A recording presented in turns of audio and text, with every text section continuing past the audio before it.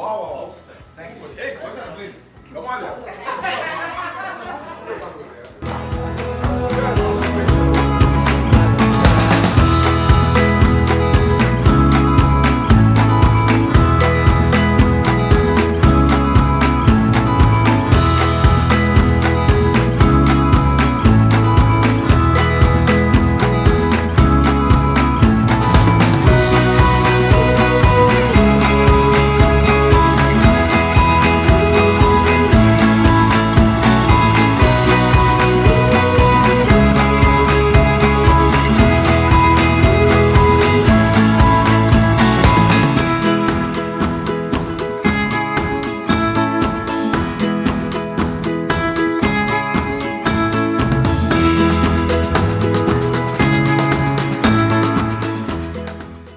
सर्वप्रथम म्हणजे मी माझं भाग्य समजतो की आपला 300 क्रमांकाचा हा प्रयोग मला पाहण्यासाठी उपस्थित राहताना बऱ्याच दिवसापासून माझी इच्छा होती हा प्रयोग पाहावा.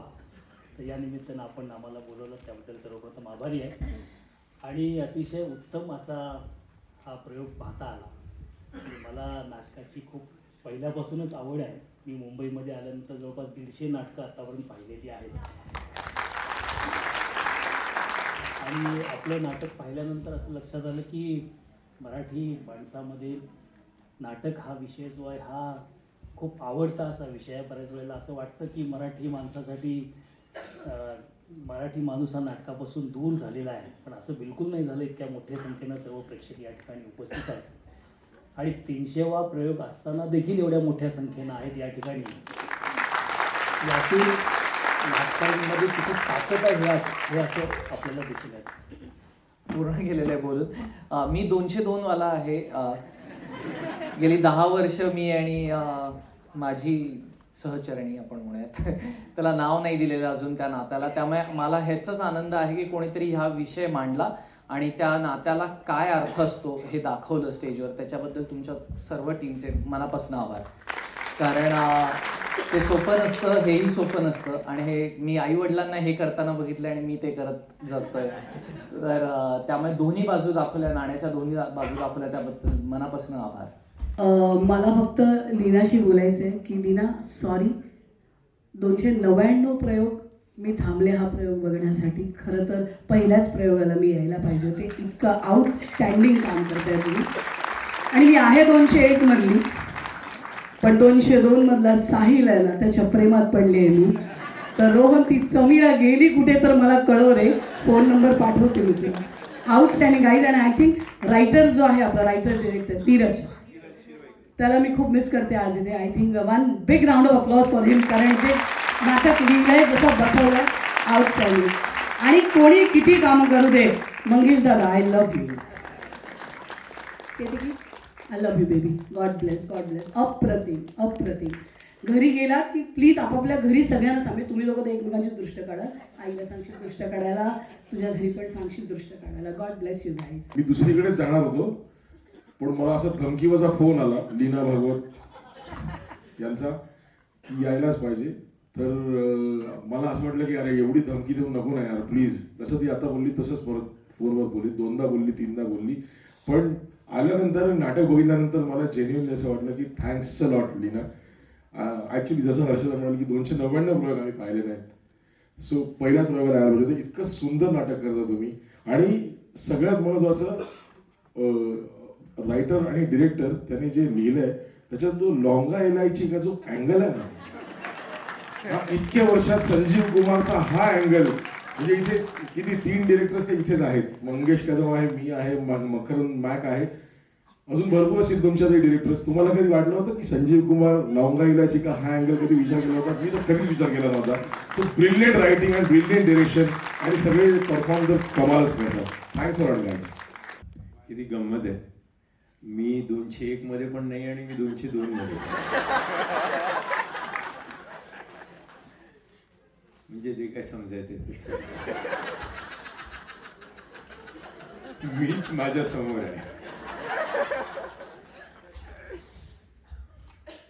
पण जमेची बाजू ही की आपण दुसऱ्यांकडनं शिकतो. त्यामुळे इथे आज 4थी बॉल ब्रेक करून त्यांनी आपल्यालाही त्यांच्यात आणलं आणि ते स्वतः आपल्या जागी जाऊन बसले आळीपाळीने. मला वाटतं हा प्रयोगच अतिशय जुना आहे, सूत्रधार. पण माणसं थोडी दूर गेली होती, म्हणजे ऑडियन्स म्हणून त्यांना एकसारखं दुरून नाटक बघायचं होतं आणि आपलं मी रडलो, थोडं निघून गेलो, हसलो, निघून गेलो. यांनी काय केलं? नाही, नाटक हे माध्यमच त्याच्यासाठी आहे. तुमचं नाटक इथे दाखवतोय. या 35x40 किंवा 33चं ओपनिंग असतं, त्यात आम्ही तुमचंच नाटक दाखवतोय. आणि ते आज मला बघताना असं वाटलं, मंगेश, आम्ही सगळेच आम्ही हसतही होतो, खूप हसलो. आणि जेव्हा तू घोरत होतास आणि तिने लाईट बंद केला आणि ती रडत होती, तेव्हा आम्ही आतमध्ये खूप रडलो. मला वाटते ते दिग्दर्शन, लिखाण हे पलीकडे निघून गेलं. आज नाटक हे हजारो वर्ष का उभं आहे?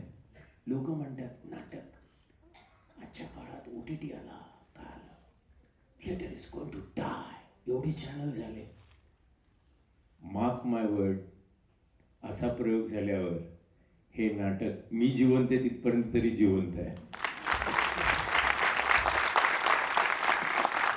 मंगेश कदम, मी खूप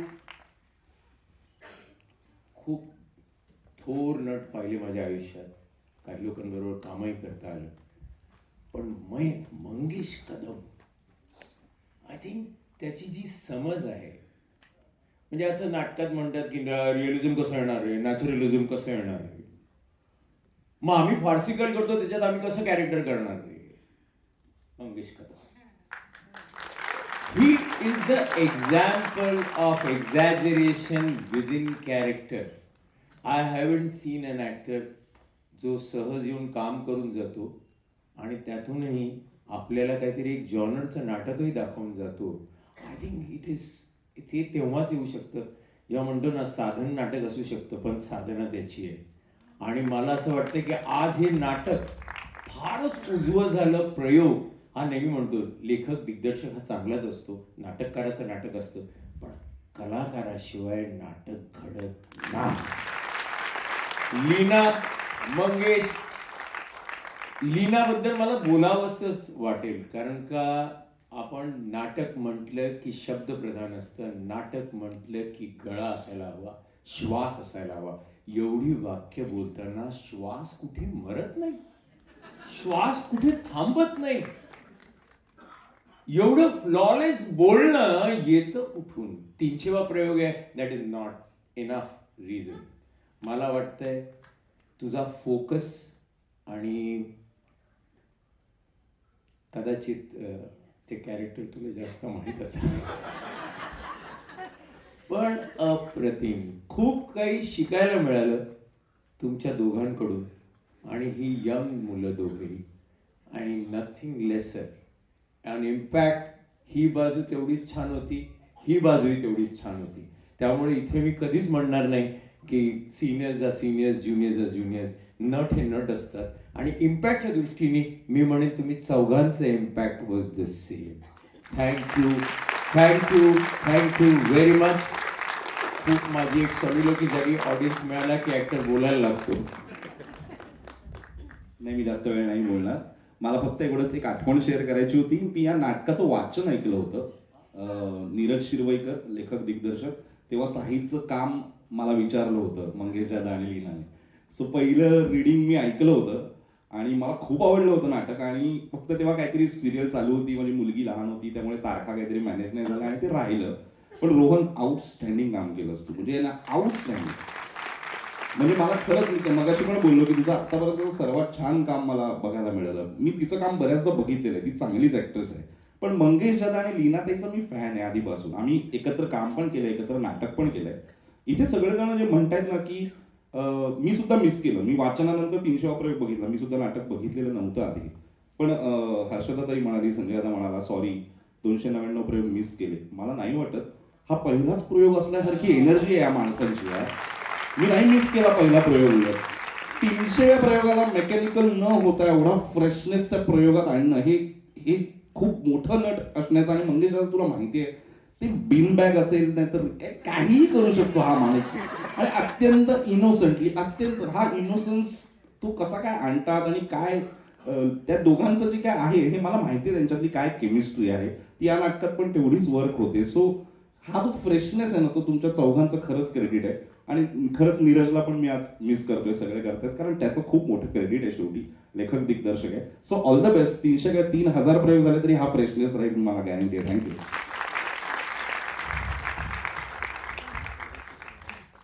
नमस्कार. खूप बरीच मोठी मोठी मंडळी बोललेली आहे, मी काय बोलणार. पण मी एकच शब्द मला तुम्हा चौघांसाठी माझ्या भावना मला व्यक्त करण्यासाठी पुरेशा आहेत. स्पीचलेस. मी माझी छान दुपार संध्याकाळ म्हणजे कधी दुपार सुरू झाली 4 वाजता प्रयोग सुरू झाला असं वाटत होतं की संपूच नाही, पुन्हा ही बाजू यावी, पुन्हा तिथे जावं. लेखनात इतकं कमाल की दोन्ही बाजू पटतात. इतकं छान ते लिखाणात आहे. आणि तुम्ही सगळ्यांबद्दल काय बोलणार. म्हणजे मी ऊर्जा तुमच्यातली खूप ऊर्जा मी घेऊन चाललोय. लवकर घरी जायचं, मला पण पंजाबी ड्रेस विकत घ्यायचा आहे.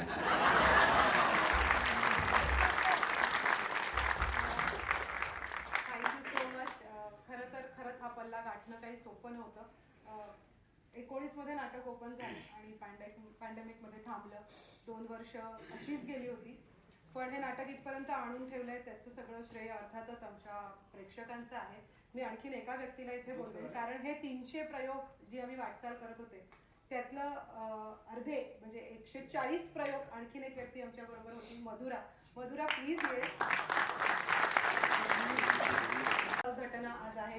अद्वैत कदाचित ओळखत असेल त्यांना किंवा नाटकातली माणसं ओळखत असतील. आमचे सेटिंग दादा लहू दादा त्यांची 75वी आज आम्ही इथे साजरी करतो आहोत. तरी त्यांना